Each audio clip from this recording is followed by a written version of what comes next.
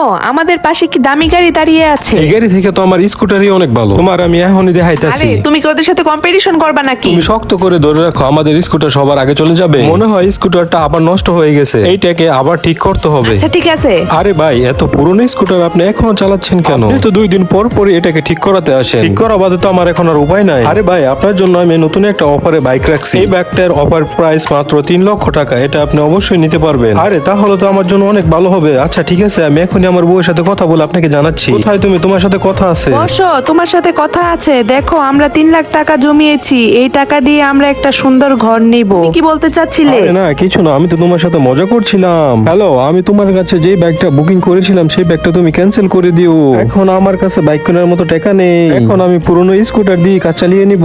এখানে তুমি কেন আনলে? তোমার জন্য একটি সারপ্রাইজ আছে, তুমি শুধু চোখটি বন্ধ রাখো। তোমার পছন্দের বাইক, উপহারটি কেমন লাগলো? আরে এই ব্যাগটা তো আমি শোরুমে পছন্দ করে আসছিলাম। ধন্যবাদ তোমাকে এই ব্যাগটা দেওয়ার জন্য।